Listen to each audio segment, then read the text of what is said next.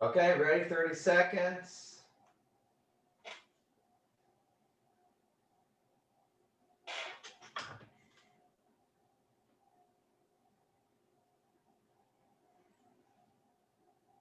Hi there, can you hear me? I can. Okay, I'm going to try to see if I can tag you. I don't know how I tag you. I don't know. I didn't know if there's, I've never done, well, maybe I have done Facebook Live and short things, but didn't know if there was an option to tag friends. Share on a friend's profile. Sure. Let's see if that works. Okay. Are you able to see your screen and also see your Facebook at the same time? No, I would have to do that on my phone. Okay. I can check. So I just posted this to your webpage. And you can see it? Let's see. Go to my. Want to apologize to the viewers out here. We're just getting our bearings to make sure that we're live streaming here. It looks like you have written on my timeline. So when this happens, it's usually because the owner only shared it with a small group of people, changed who can see it, or it's been deleted. So it says the content isn't available. You just do it the way before, I think. Sorry to complicate things. I think no, that's fine.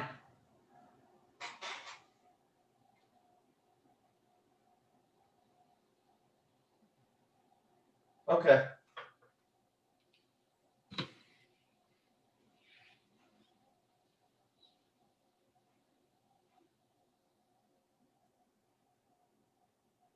Okay, well, very good. Let's get started. So, first of all, welcome. Good Saturday afternoon, noon-ish. We wanted to start at noon, but there were ghosts in the machine that had to be eliminated and rooted out violently. So that was a process, trying to get the bugs and the hiccups out of the mics and the lighting and the pancake makeup on over, things that I had to make myself look presentable. So my name is Kevin, and I'm a mental health advocate, and I'm here with my friend, and she's going to help me do some discussion about behavioral health committee legislation at the Oregon State Capitol coming up this week, Wednesday morning. So why don't you introduce yourself and we'll get going from there. Yeah, thanks, Kevin. I'm so excited to join you today and learn some ways that we can get involved, get educated about what's going on in the legislature, about some bills that are and how that process works. I'm Janie Gullickson, Executive Director of the Mental Health and Addiction Association of Oregon. We're a peer-run organization. I'm a person in recovery, both mental health and addiction advocate as well. Janie, while I'm bringing up this page, this bill page, why don't you do a little spiel about your yearly international peer conference? And I'm going to post that in the chat so people can see it. Fantastic. Thanks, Kevin. Yes, our annual peer leadership conference, Pierpocalypse. It is set to happen in May. We are hoping to do a hybrid version this year to have some in person, whatever is allowed by law in Seaside regarding gatherings, and then also the virtual option. Very excited, had some great workshop proposals. Those are being decided by the committee right now. We've had our keynotes posted. How many workshops roughly are planning on having at this event this year? Oh, goodness. Well, it's a 4-day conference, and we usually like to have a bank of about 7 workshops per time slot. And there's generally 3 time slots a day. So 20, right around 70 is a good number to have in the queue.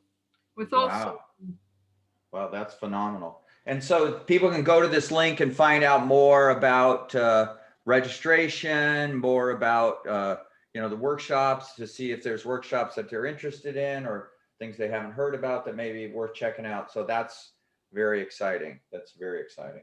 Okay, so the focus of what I wanted to do today is I wanted to say just a real primer, and we talked about this last week. The Oregon State Legislature is key, in my humble opinion, for advocates, consumers, and peers and allies who are wanting to promote positive change in the behavioral health system in Oregon. We get money from the feds, you know, a significant amount in Medicaid match, but a lot of the decisions are made at the governor's office, at the state health authority, and they are directed oftentimes by the budget and the laws that are made by our lawmakers. And our lawmakers are, for shorthand, the Oregon State Legislature. They make the laws for the state, and they pass the budget and approve the budget for the governor and for the Behavioral Health Administration of Oregon.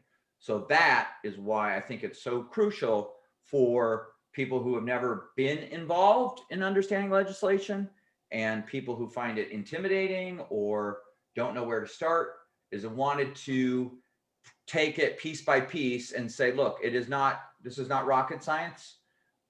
It's just sort of trying to understand some of the steps in the process.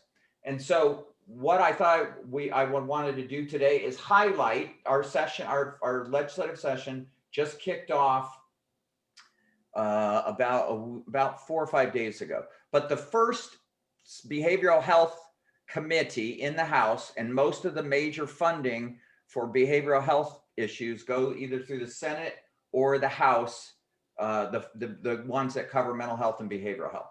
So that's why today I wanted to spotlight, this is the first behavioral health committee of session 2021 where citizens are allowed to testify. They have one on Monday morning on the 25th, but that's invited testimony, and that's just an informational session from folks at the State Behavioral Health Administration and a few others. But the first opportunity to testify, to come in and say something, how you feel about the bill, or oftentimes people look at the bill and says this proposes to increase policy engagement and health promotion campaigns for this issue, you know, substance use disorder or whatever. And you could say, I fully support this bill, or I'm very interested in this issue and I'm neutral, or whatever you want. Just, you could come testify in a broad sense about your values or your philosophy or what you think they ought to keep important, that's important to them, to you, to let them know, or you could just focus specifically on the bill. But the opportunity to get in front of the people who shape our behavioral health legislation, I think, is a great opportunity. And now, since it's virtual, since we're all in virtual space, there is an opportunity that exists that didn't exist previously, and that is with long distance, not long distance, but with virtual, what's the word I'm trying to say?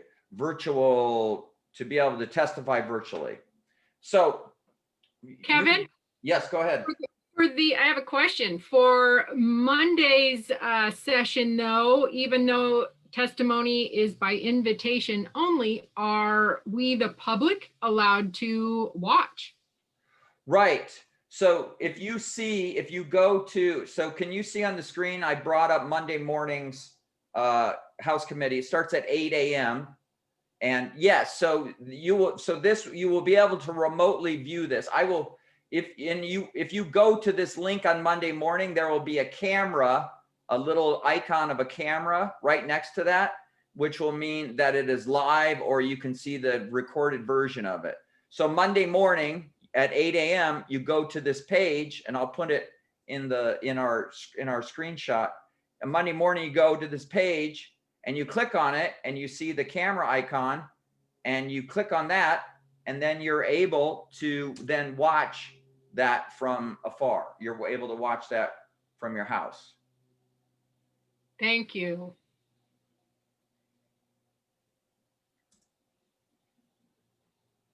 So, okay, I put that in there. Okay, so I hope this is not going too junky for the viewer at home. We get to see the behind the scenes process. That's right. That's right. Okay, so like I said, the one that we'll focus on is the one on Wednesday, the 27th. And why is that? Because you can see here that I'm highlighting this for information on registering to testify. So this gives the ability for the public to virtually testify.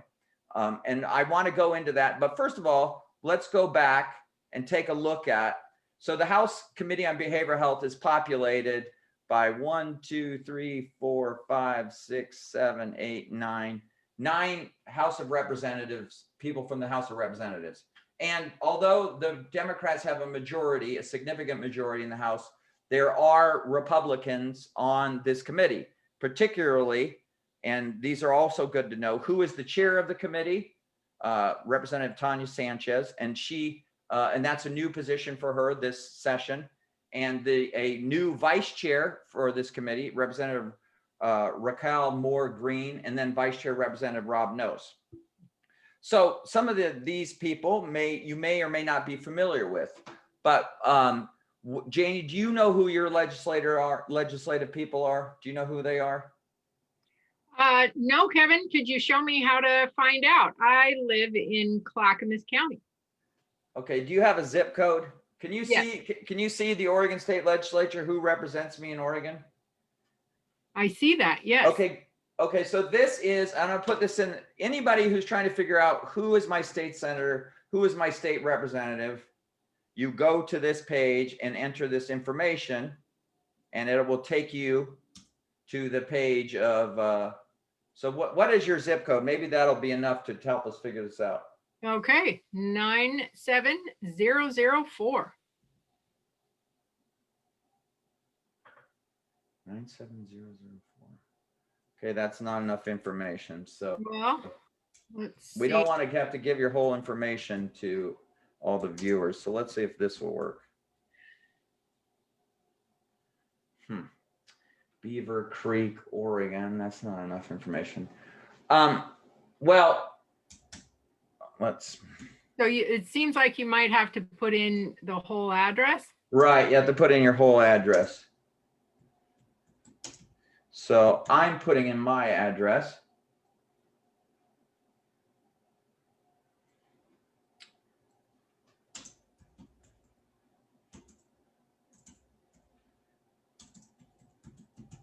So is Ron, I have a question for you. Is Ron Wyden a state senator or a federal senator?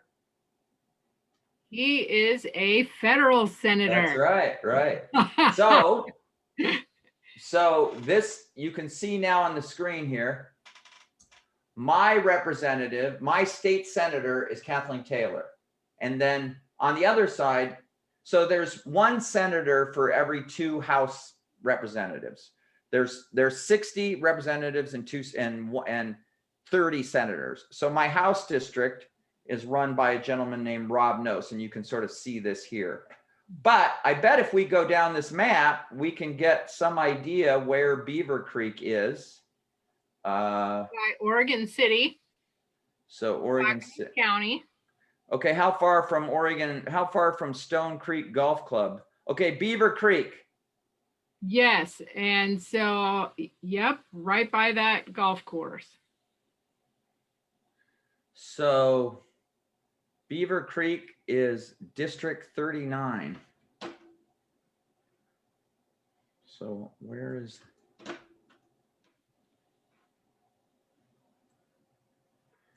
Thanks for showing us how to do this, Kevin. Yes, sure. My assistant that was gonna put the props together did not make it. So we're on our own. That's right. We're on our own. But this is a great example of walking through the process. So, right. Can you still see the screen? So we're going to right now. There's a lot of representatives. Yeah, there's 60 of them. But some of them, so you're in District 39. The interesting thing about that is this person, so this is Representative Christine Drazen. She is the minority leader of the House of Representatives. So she's the most powerful. So by rank, she is the leader of the House of Representatives for the Republican Party. Oh, okay. Yeah, and so she's your representative, which is actually kind of cool. Not that, I mean, it's cool that you have a person in your district who is, has a lot of clout, and she sure does. And I think I'm trying to figure out exactly who that person is. So that's how you find out, is you go to that link that I put in there, how to look up your legislature. You have to put all your information in it, your address and that sort of thing. And it'll tell you who those people are. And then you come back and then you cross-reference it with, oh, is there anybody on, like Christine Drazen? She's not on here. But but a Republican that she caucuses with is the vice chair, Representative Raquel Moore Green. So anyway, so that's the way that you sort of find out who your legislative representative and your state senator are, and that's a very important thing. And there's 90 people in the state capitol, and there are 4 million people in Oregon.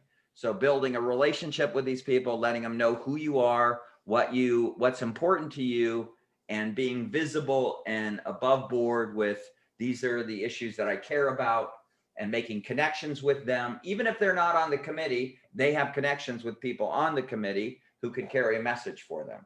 And so that's very important. So let's bring up HB. So we were looking at the House Committee on Behavioral Health. Wednesday morning at 8 a.m., like I said earlier, is the first time that individuals will have the opportunity to testify on a bill on the Behavioral Health Committee in this legislative session that is just starting. So that bill number, and I will bring it up, is HB House Bill, which is what HB means, 13. So if you can see the summary, why don't you read that, and I will put the link in our Facebook chat for people to see.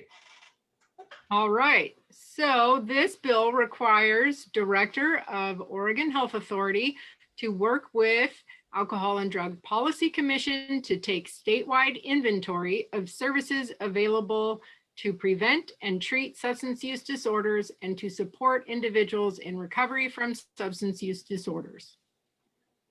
Interesting. So the Alcohol and Drug Policy Commission, can you just give us a brief explanation of what that group is?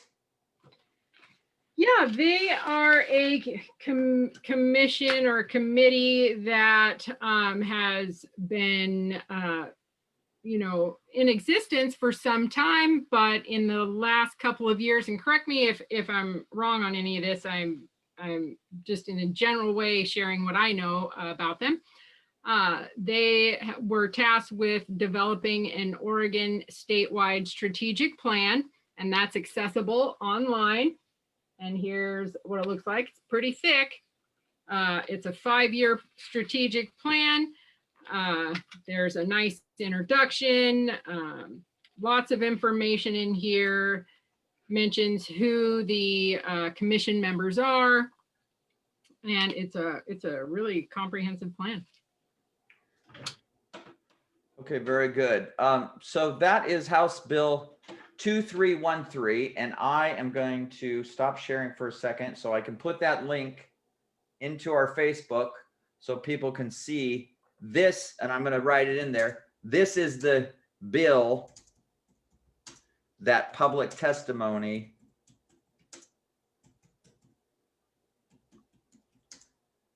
So it seems to me that the bill is requiring the Oregon Health Authority to just assess and take a look at our treatment and recovery system across the state. Yes, and I think it has some sort of specifics. I think it has a sort of a, some specifics of what that, of what they, timelines and collaboration and authority and stuff like that. That it's an interesting, I'm not a sponsor of this bill, and I'm not, and I'm supportive of it. I'm not all that familiar with it of myself, but as a policy advocate, I'm very interested in and this is the issue where I said, now, in Portland, Oregon, the city hall once, there were people who were saying you're only allowed to come testify on stuff that's on the agenda. And so it was about 18 months ago, maybe 2 years ago, the issue of the very tall cranes that put up sky rises and stuff was on the agenda. But a bunch of homeless advocates and poverty advocates got on the agenda. They said, I am here to talk about, these huge these huge cranes, but they quickly said, I'm here to speak on, City Hall measure, blah, blah, blah, the importance of these cranes that you can build sky rises with. And then they quickly pivoted to, by the way, we have, 5,000 homeless people. We have an industry that doesn't listen to the houseless very much, et cetera, which was very clever. And they actually made local news because they did a bait and switch. They signed up to testify about something, but they quickly pivoted. Now, I'm only a volunteer lobbyist, and I don't tell people how to do things. But if you're interested in the issue of substance use disorder and substance use treatment and the policy around that and where the buck stops, this is a bill that I would implore you to read. And maybe you want to say something particularly direct about this bill, but also you might want to say there's other things related to SUD treatment and the functioning of the system that may help backfill one of these new legislative representatives' history and give them more context to go on. So I'm inviting everybody who's interested in the issue of substance use disorder policy, funding, services, and oversight to take a look at this and to see whether this might be an opportunity for them to come talk about what's important to them as it relates to, the text in this bill. So Kevin? Yes, go ahead. Would it be possible for me to even ask a question about it if, say, I were interested in the part of continuum of care that includes harm reduction? And will this assessment also include an assessment of harm reduction services as well as treatment and recovery services across the state?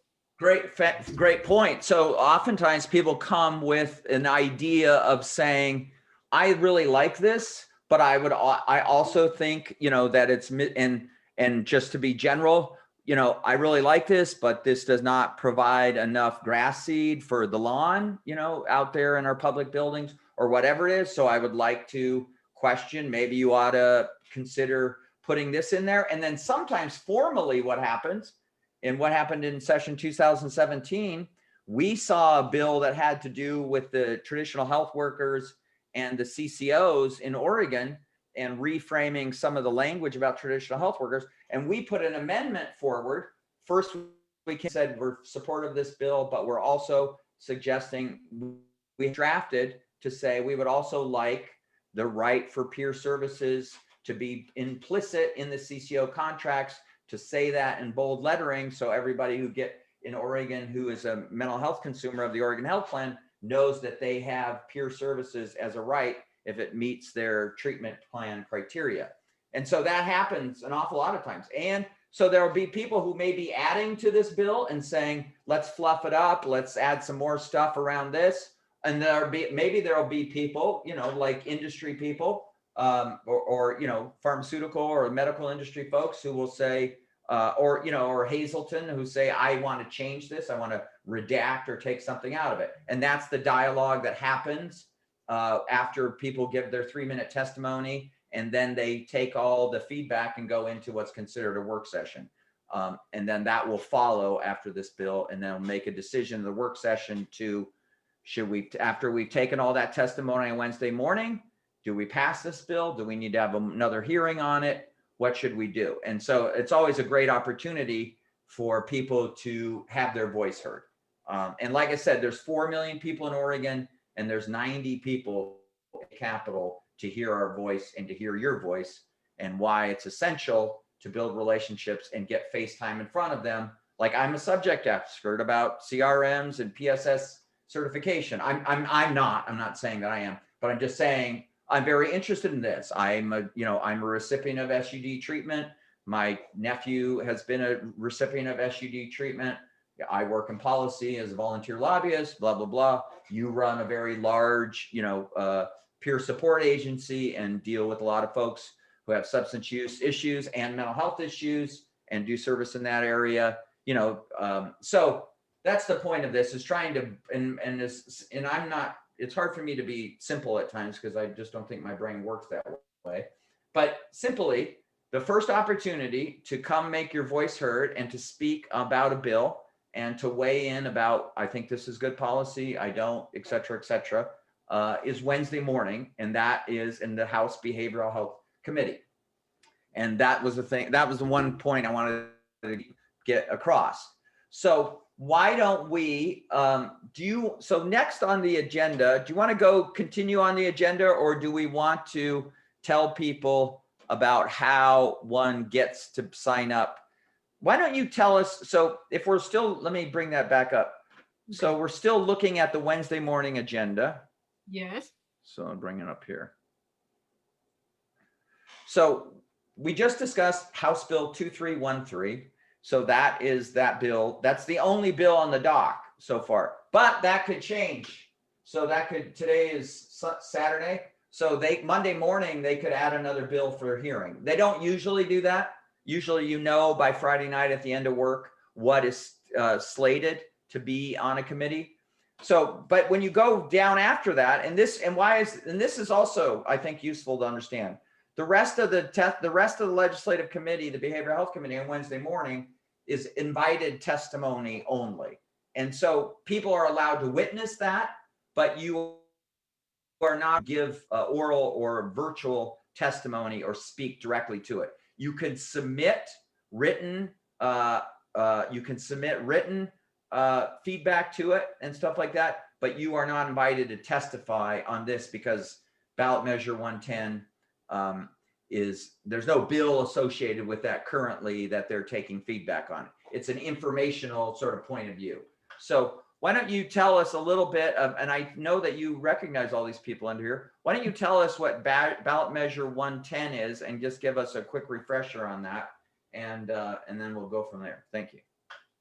Yeah, thanks, Kevin. So Ballot Measure 110 was the measure that Oregonians overwhelmingly voted to pass to take a public health approach to addiction and substance use, and decriminalize very small amounts of illegal drugs. Decriminalization does not equal legalization, and I know there's been some confusion about that.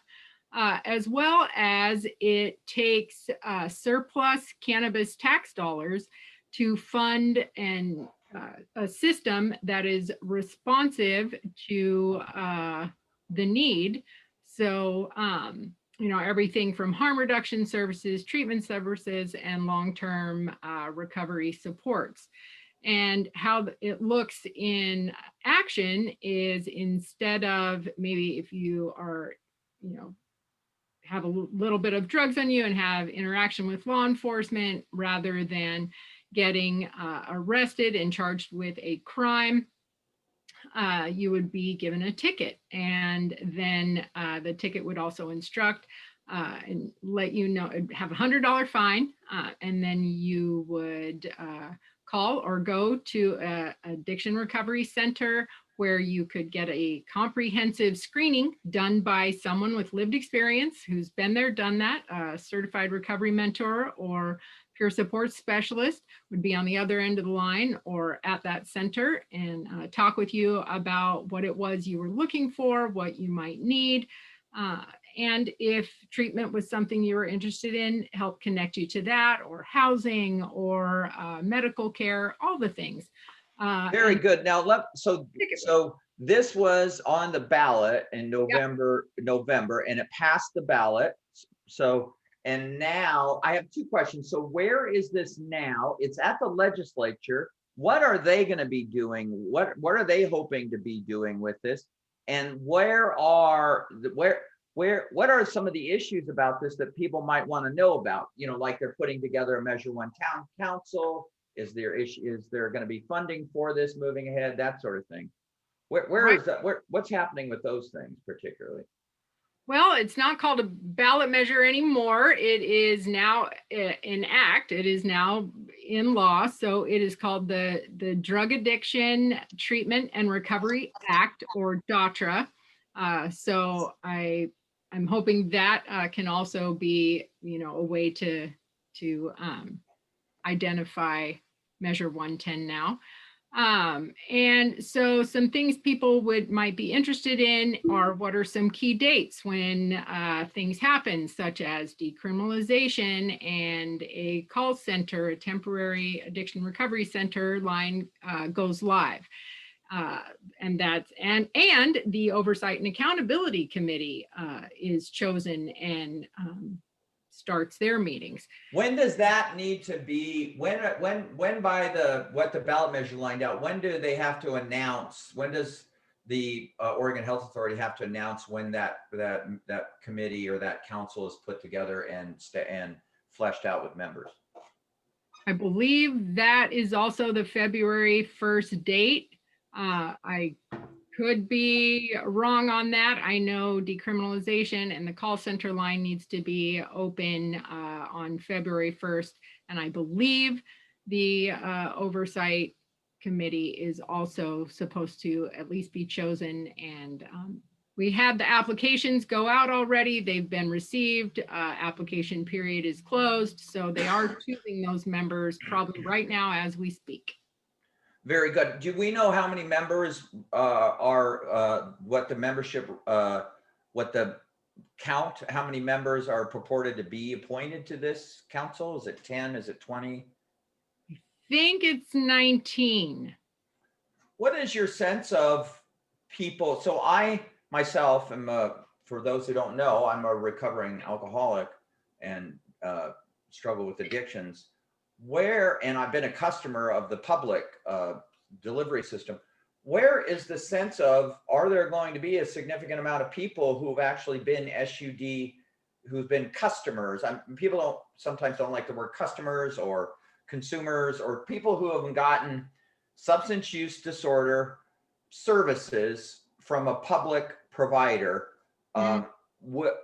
Is there any sense of how much, what part of the council, this 110 Oversight Council, will be populated with people with lived experience of SUD, as a public recipient of such services?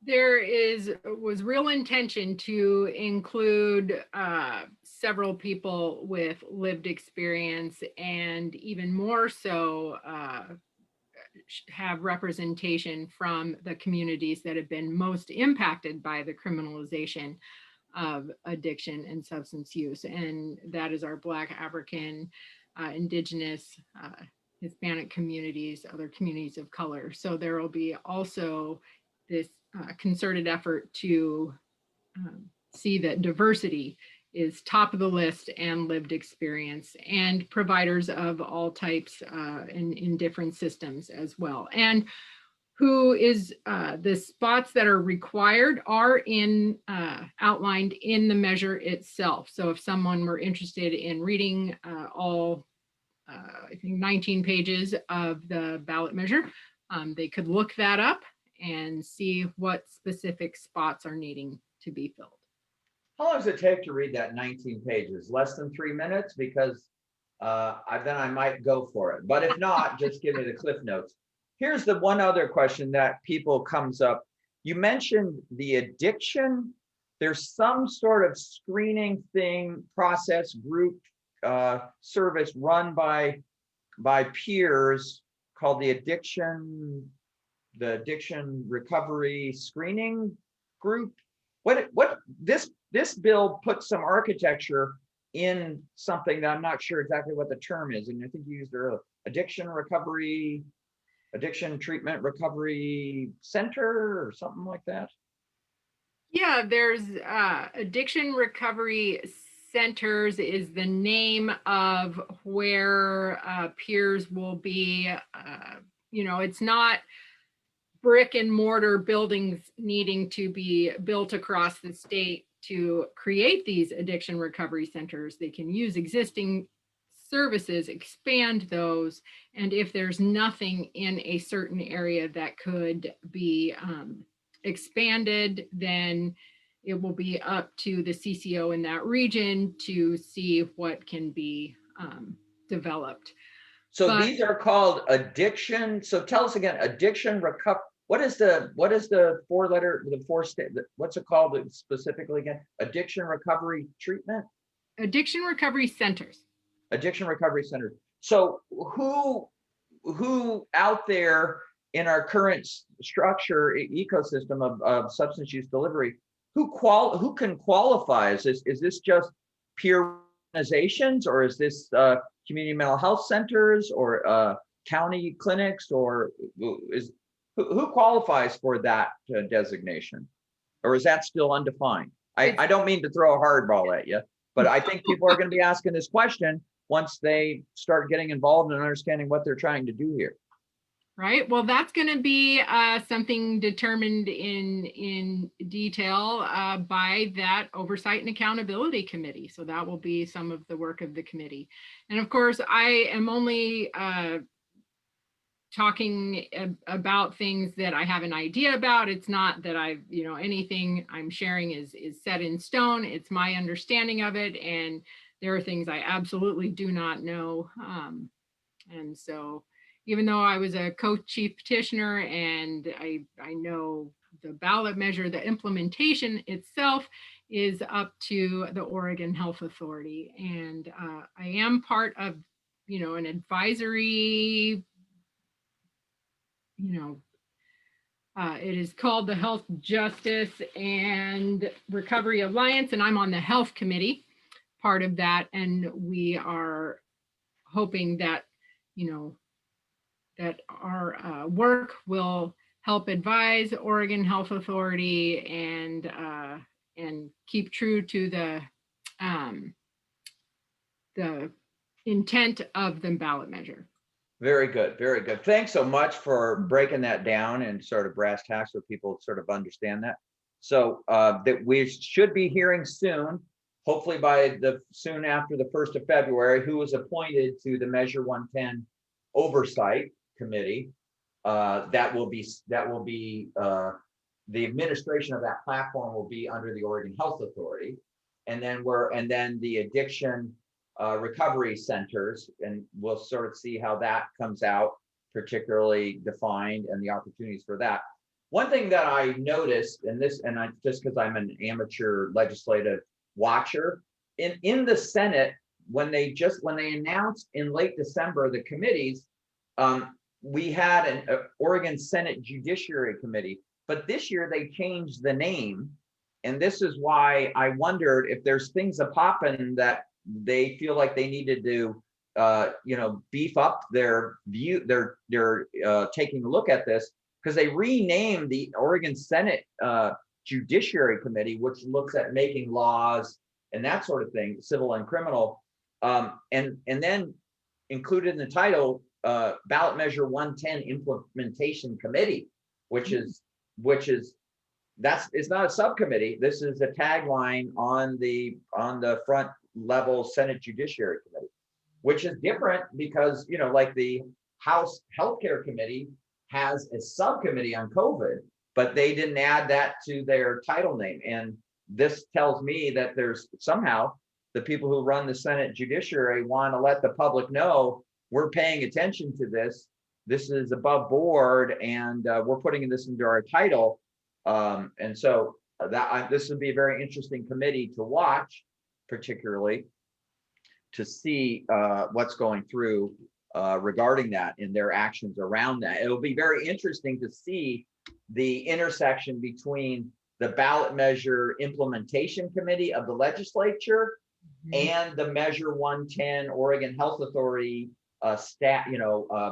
administrative advisory committee, and the role that they have, and to see whether there's daylight between what they want to do, whether there's dissension, whether there's fiscal issues. So that should be very interesting. I think this will continue to be something, at least in the healthcare world and in the civil, as far as treatment goes, will be, making news headlines continually moving forward. And I think it would be very interesting to follow. So, okay, I want to, so let's get rid of that. So thank you for talking about that. So like I said, there's no bill in the Wednesday morning committee on that. They're just discussing it and probably giving, a kind of a brief overview of what the history is, where they are now, what they, from those three different points of view, from the behavioral health director, from Tara Hurst, who I know who has also been involved with the campaign and the education about it, and then Mr. Richardson, who heads the Alcohol and Drug Policy Commission, which the bill on the docket also purports to impact his policy commission. So anyway, thank you for that. I think one of the things that I wanted to do here before I shared it, I want to apologize for the clunkiness of it. I'm trying to do two things at once. So want to, and I'll put it in the link, but so this is the question. First, let me show you for people who are interested. I built this morning and last night a web page, and I want to show it to you. Why? For people who they don't understand the process, or they find it intimidating scrolling through all these massive bills. Can you see this website now with the title Tracking Oregon Ledge Bills 2021? Can you see that on screen? Yes. Okay. Yep. So basically, and I hate when people flash around acronyms or something or shortcuts, and I don't understand what they're talking about. Like the computer guy, your IPS needs a DNS with the DSL, and that'll be $80, and I'll be coming back to put in HDMI and blah blah blah, whatever it is. It's annoying when people who the sophisticated or elites in that field use abbreviations or acronyms that I don't know what they're talking about. So just to be clear, ledge is a shortcut for Oregon legislature. So that's all that means. So Tracking Oregon Legislative Bills 2021. So I put this together, and it's very simple. So these are all links. These are all links. And so you go there, you highlight the link. And why I thought this might be interesting is that anybody who doesn't want to have to scroll through all the stuff at the Oregon State Legislature just goes to this link, and they can read these sort of things and think, oh, I'm interested in, requires owner of a firearm to secure firearm with trigger or cable lock, and just scan through these. Kevin, I have a question though. Can you go back to that previous page? Yeah, that's the home page. Can you go back to the home page? Yeah, okay, yep. So what is the difference? I see there's the Oregon House Behavioral Health Committee, and then down lower, there's the Oregon Senate Human Services Mental Health and Recovery Committee. So, well, one thing that you find out when you try to understand the Oregon State Legislature is that the Senate, the senators are elected for 6 years at a time, and the House people are 2 years at a time. So almost everybody who's a representative in the House says they're constantly running for re-election. So they do things a little bit differently. Last session, what you pointed out down here, we used to have a freestanding Oregon Senate Mental Health Committee, solo by itself. And that now has folded into Oregon Senate Human Services Committee. The thinking was initially, what we were told was that they were going to shrink some committees because of being virtual and time and COVID and stuff like that. But it's actually not the case. We've actually grown more committees. So in the Senate, though, they did fold the Mental Health and Recovery Committee into Human Services. We have grown other committees, particularly on the House side. Early, the Behavioral Health Committee was only a subcommittee last long session. Now it's a freestanding one, et cetera, et cetera. So it's kind of confusing, but if you're looking for, the guide would be the two most important committees right now for me as a behavioral health advocate are the House Behavioral Health Committee and the Senate Mental Health and Recovery Committee.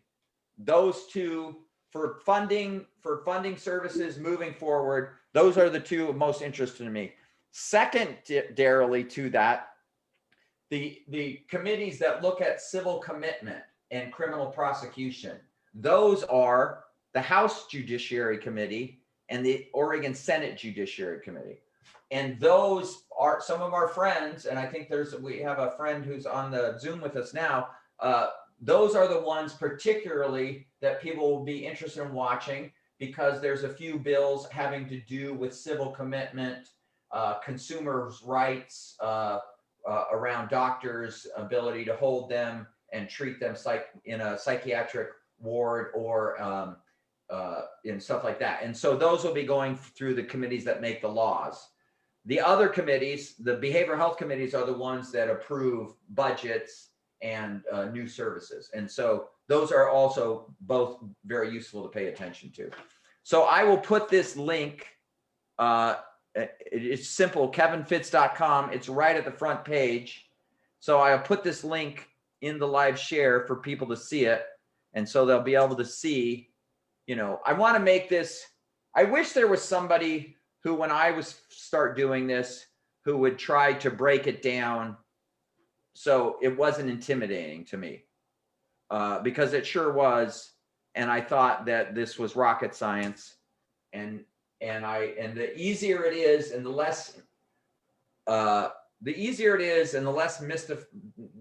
mystifying it is, the more opportunity that people will get engaged.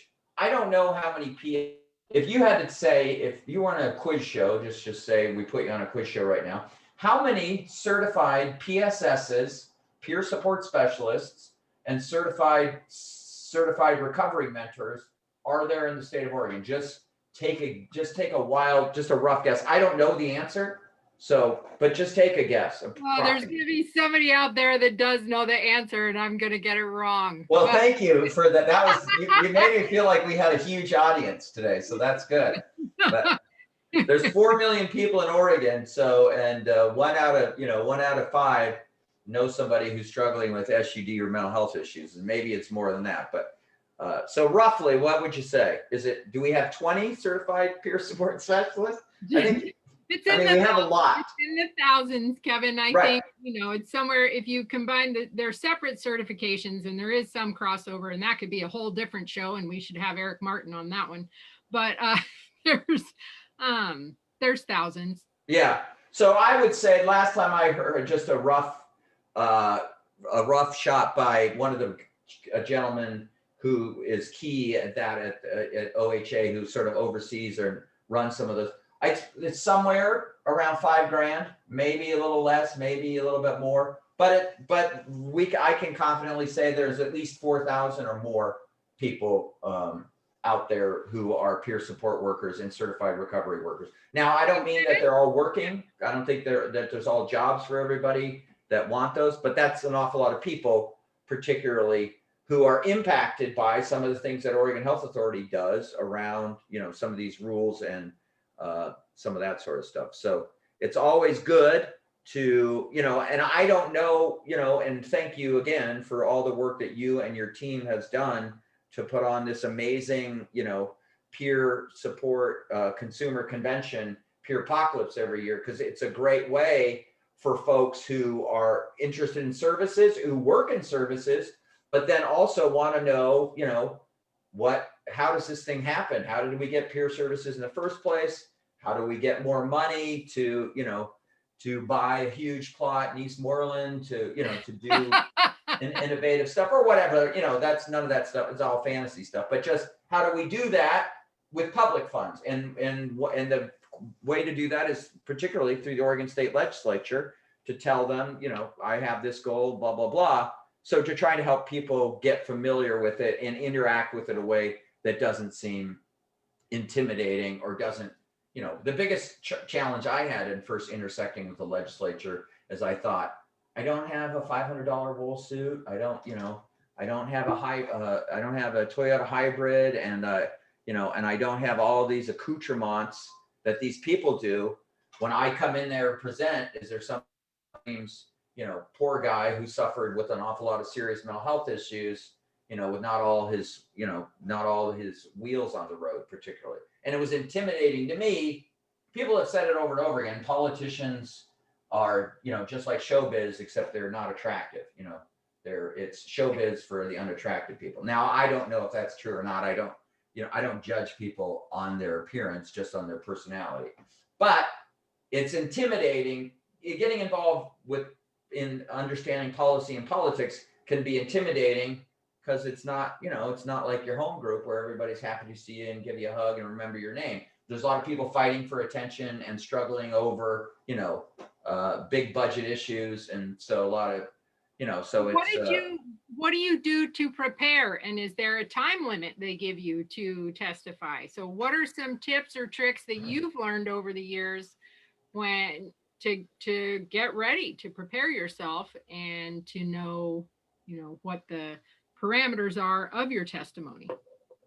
Good point. One of the things that somebody gave me feedback was, but I hear this all the time. I'm a 55-year-old man, but I get told all the time, 1, lower your voice. 2, your emotionality, your resonance and your emotionality, it was too strong. Maybe it's better to talk. I don't even know what it would be like talking in a monotone voice. I feel like it would be, but someone said, I felt like you screamed at them at an 11 for 3 minutes. And I'm not sure whether they heard what you were saying or they just noticed that you were very excited and nervous. But they said, well, this was coming from a very introverted person who talks like they have marbles in their mouth and it's very, you can barely hear what they're saying. But one of the things I had to realize is it makes me nervous because I'm interacting. The whole idea of what a caste system is, the important people make the laws, the important people are in the political cliques, and the service users of the public social service systems, don't get to powwow around with them and are not thought of as subject experts or bring anything meaningful to the table. I don't believe that whatsoever, but I've heard such messages. And so mostly it is just trying to work on affirming myself, practicing on the points that I want to make. Essentially for me, the difference that makes the difference is building individual relationships with key people who are state representatives and state senators, so they know me outside of the 3 minutes where I'm rubbing my shoulder or I'm stroking my arms because I'm getting cold because I'm so nervous. And so those things have helped particularly. Can I email my senator representative or follow them on Facebook, interact with them? Yeah. Well, there's a huge amount of ways to do that. So particularly you can email them feedback about bills and hearings that are coming. You can also call them and let them know and leave a voicemail or talk to their staffers, say, I'm Janie from Beaver Creek and I don't want no golf club, in the church parking lot anymore. And I'm going to vote you out, or whatever you want to say. Yes, you could do that. And you could also, and that's also a way that you could submit testimony to a hearing. If you say, I'm nervous, I don't want to go on camera, or I don't want to sit in front of them, you could email, you could send a document to be attached to it. So there's plenty of ways to do that. But also too, is the other opportunities of these legislators have town halls. They pre-COVID, they had, coffees where they have coffees with their constituents and bring them out. And also, other opportunities like the political party I work for, we used to, every summer we have the Hawthorne Street Fair, the Belmont Street Fair, the Clinton Street Fair. And we work at our political party's tent. And it was a great way to get to know, some of our local representatives and local state senators, and then also other people who are interested in those issues. So there's not like exactly an affinity group that circles around outside of the state, that's not part of the state behavioral health House Committee on Behavioral Health, but there's lots of people who are interested in it. And so, and I'm sure that if you looked in your Rolodex or the people that you've talked to in your work in the last month, I would say probably at least 30 or 40% of those people are very interested in some of the decisions that will be made over the next, 9 months at the state legislature, impacting peer services, consumer engagement, mental health funding, et cetera, et cetera. So, which is something I never knew about. I was all very mysterious to me what the state legislature did. And so I'm, it's still a work in progress, but I do find some benefit to it. And particularly one of the things that I've been told over and over again is, Kevin, are you interested in anything else but peer respite? Because that's all we hear you talking about, which is not true. Mostly what I'm very interested in is the intersection between person in crisis, it's not my term, I don't really like the word psychiatric, but person in mental or emotional severe crisis, at the end of exhausting their current resources, whether that's home or at the workplace or whatever, what happens next?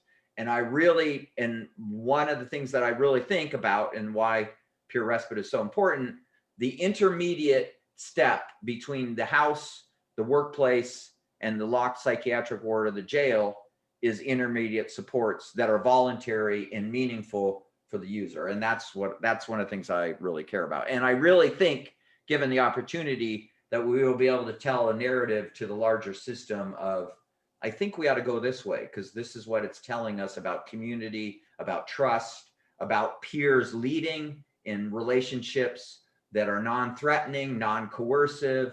And I think that peer respite was, I'm sorry I got off on peer respite, but anyway, so I just want to encourage anybody who's interested to understand the legislature, to get involved. And even if you feel intimidated, just to start witnessing some of the things that they're talking about that are important to you, particularly for me in the behavioral health world or social services world. Okay, so let's see here. The next thing I want to do is I want to, so we've been talking about getting involved. I want to bring up the page on how to register, on how to, let's see here. Okay, sorry. Can you see the screen? I want to share the screen. I don't see it yet. There it is. Okay, so this is how to testify at the Oregon State Legislature. And let me just, I don't want to throw this link off, but I want to put it in the Facebook chat before I forget it. So I'm putting it right in there so people can see it after the fact, but it's an important thing to know. And and then we'll go back to it. So in this, we've already talked about, so there are ways to submit written testimony. And that tells you here to actually how to do that through the testimony portfolio, blah, blah, blah, blah, blah, blah, blah. But the thing that's very interesting, we've already talked about HB 2313, the bill that is having its first hearing on Wednesday morning. So a bill is scheduled for a public meeting. So you can find out through the Oregon legislative system or my webpage when that bill is having a hearing. So the next step is how does one register to testify remotely? And this is one. So I want to bring that back up. Sorry, again, this is kind of junky. So can you see? Can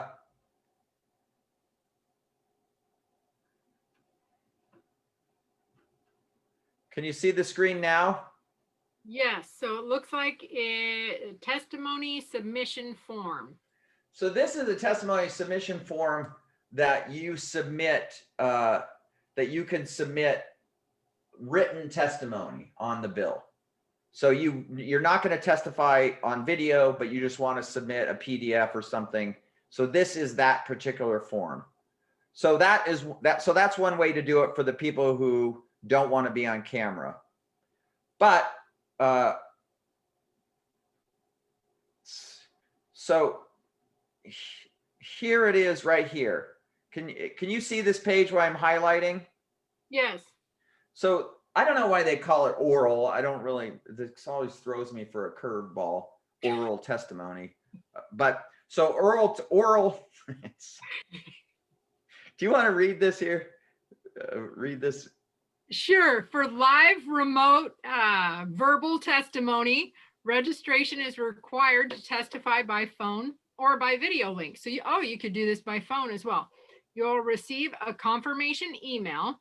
And if you do not, please contact the committee assistant to sign up. Either use the online form here that Kevin's got highlighted, or you can register by calling that phone number. Very good. And I'm going to go to that link in a second, but There's a kiosk? yeah, so I've heard about this. I think I might have seen it one time before, but I've never used it and I don't know any it has. Purportedly outside of the Capitol on the days that they're having hearings, you can go into a video kiosk, like phone, video phone closet or booth, and they're in the building and you're outside, on the front steps or nearby, testifying live in the kiosk. So, which is interesting. And that's one way to certainly do it. And you don't have to register beforehand. You can just show up. You can just show up on the time of the hearing, and that kiosk is supposed to be available for people to do that, which is very interesting. I think I might do it just to sort of at once or twice, just to sort of see what it's like. And then also too, if something sneaks up on me and I didn't realize, I needed to register beforehand to be able to testify. So I want to put in this link so you can see this page. And I don't know if you can, can you see this clearly? Yes. So the thing that you have to sign up individually for every committee that you want to testify on. You have to sign up individually. You just don't sign up once. And so this actually says, if you wish to testify on a measure on this House Behavioral Health Committee meeting on January 27th at 8 a.m., please register in advance. Now, the thing is, why there is not one of these, which when we started, we said there is a behavioral health meeting by the House Behavioral Health Committee on Monday morning, but there is no outside testimony invited. So there is no ability to register to give testimony on the Monday behavioral health meeting because there's no public testimony invited. So this would only be for ones where there's an open opportunity to give feedback or testify on a particular bill. So the interesting thing about it is that you indicate the bill that you're wanting to testify on. You can see all this. You have to give your phone, your county, your phone number, your affiliated organization, if you're if you're doing this as part of your job, or you're supporting, volunteer, or if you're volunteering and supporting something, you don't necessarily have to do that. Your phone number and your email address. And then you put in here, fill in all that apply. Yes, public. So it would say we want to do public comment on 2313. And here it asks you for, against, or neutral. And so, like I said, remember the analogy I gave you, the people who were talking about the construction cranes and wanted to say, I'm in favor of this, but then I also want to pivot to talk about houselessness and what a tragedy. We're spending all this money on homeless services. We're not getting people housed. So I'm not telling people to go sign up for testimony if they don't want to say something about the bill. But there are opportunities to focus on the particular, to say, yes, I'm supportive of this bill from strengthening the Alcohol and Drug Policy Commission, or I think this ought to be added, or they ought to add something like this, or whatever. So I'm against this bill currently, but if they amended it and added more stuff about harm reduction or open dialogue or whatever it is, you would say, I'm against it currently, or whatever. Or you would say you're neutral, and then you would give your testimony of, this is why I support this is why I don't support this. And so it's a great opportunity. And there will be 100 or 200 bills related to SUD and behavioral health that will be popping up, having hearings. Now, it might not be specifically what you're interested in, but the more times that you have an opportunity to get in front of them, go through the experience, so you don't find it intimidating and you know how to do it. And, we'll be encouraging to be able to, for people to try to do it again. So this is not a static link. This link changes every time it's a different bill. So, so they tell you that you need to register in advance by completing this form. And you need to have it registered by the time the meeting is scheduled to start. So this says I could register at 7:59 a.m. on Monday morning or on Wednesday morning. Now, I don't know what that's the case or not, because I thought last week I looked at one of these and it said you needed to do it the day before. But in any case, it's the same if you stepped into the legislative committee and you walked in and they had a sign-up list. Before, right, at 8 o'clock, they take the sign-up list to the staffer and say, these are the people all signed up. And then, they've listed, I'm for, I'm against, I'm neutral. And then they usually call you, they call you and you come up and you have your 3 minutes to say your piece and go from there. And so one of the things why I think this is interesting, since an awful lot of people are working from home or, working in a hybrid situation, sometimes for work and from home, and the opportunity that so many people now, hopefully 9 months later, are at least up to speed a little bit with Zoom and using, a webcam and stuff. Now, not everybody is, and there's economic reasons why not everybody has, broadband and a webcam, but the opportunity, you could also call in as well. And so I think this is a great opportunity, and I don't think people know about it consequentially enough, particularly the people who haven't given a primer about this. So anyway, that's the last thing I wanted to share about this. So what do you think? Do you think that you imagine yourself doing any testimony virtually? Have you done virtual testimony before?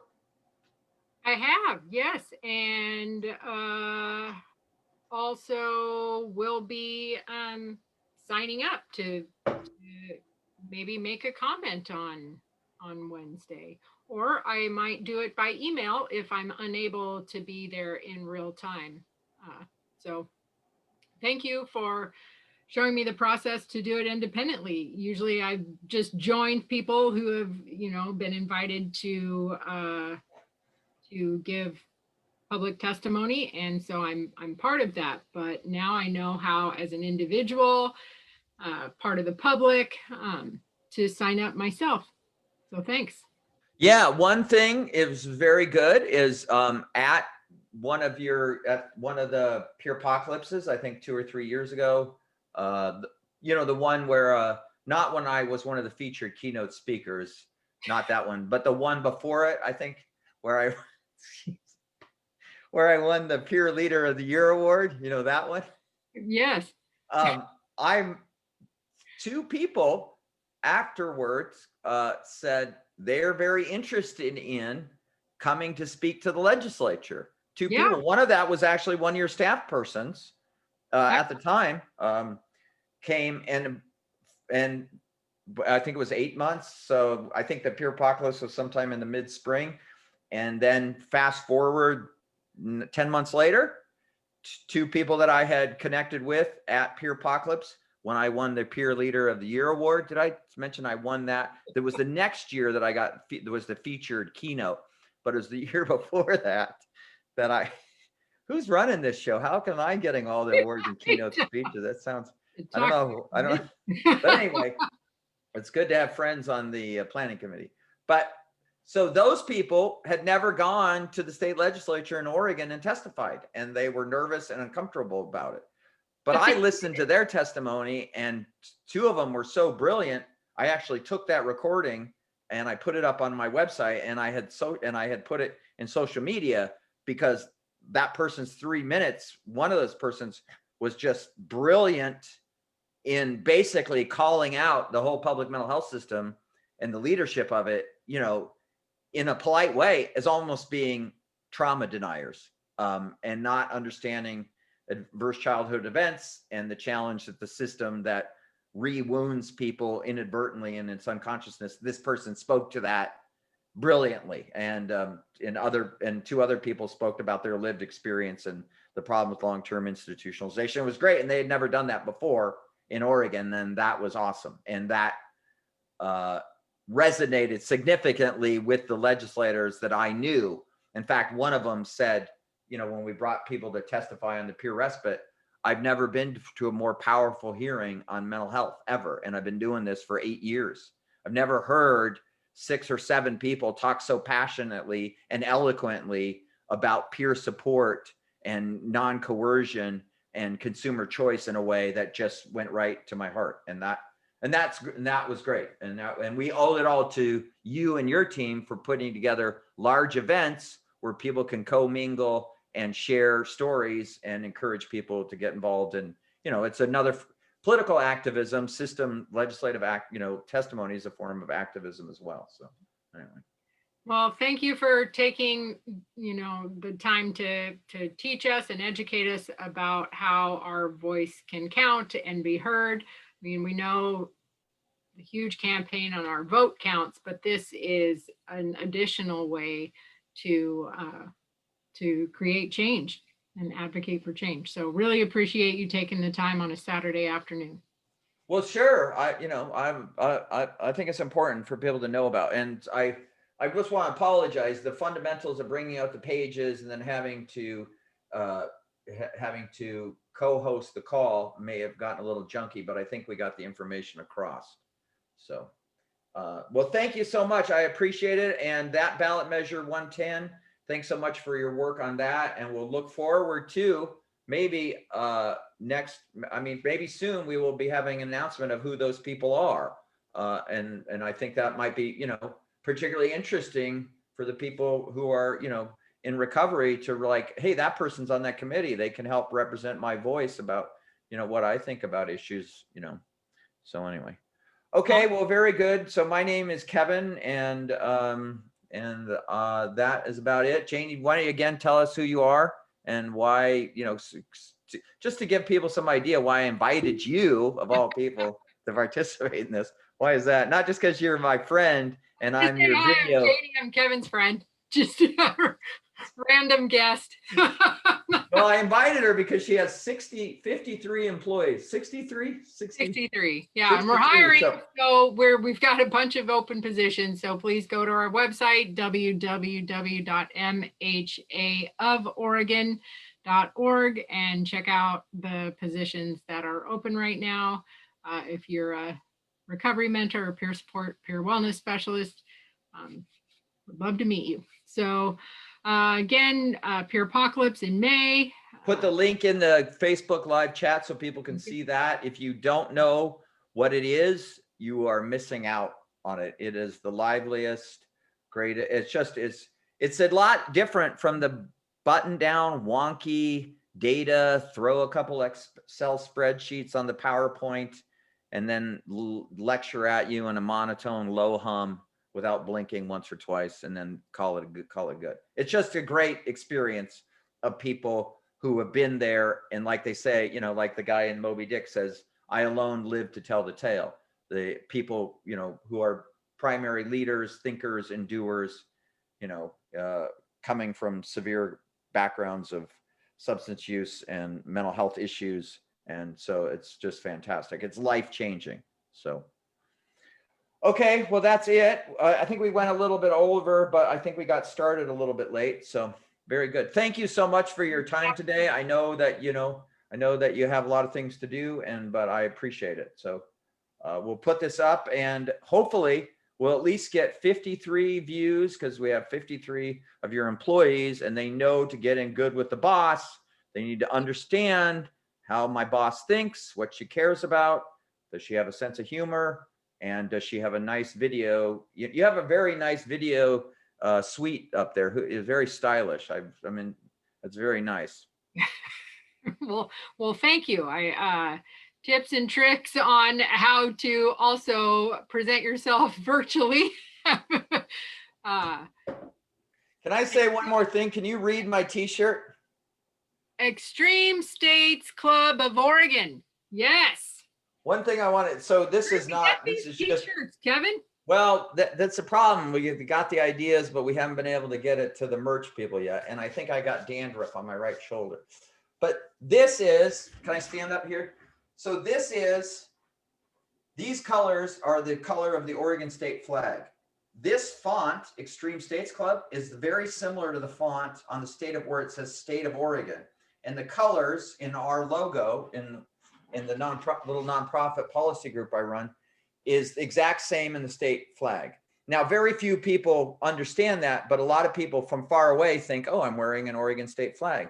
And this says State of Oregon. So, but anyway, the Extreme States Club of Oregon, it's not a club that you ever wanted to join when you're 10 years old. You never sort of think that I want to join that club.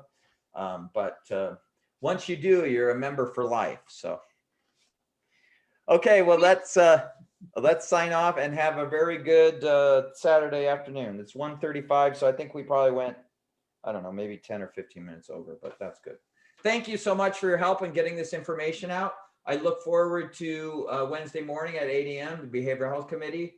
I'm going to speak on House Bill 2313 and also maybe give some other pointers about, how important SUD reform is, led by people with lived experiences, centered around that particularly. So. Yeah, and Okay. also hopefully people will watch on Monday morning for the informational session too about Measure 110, the drug treatment or drug addiction treatment and recovery act. Very good. Very good. Okay. Thank you. Bye-bye.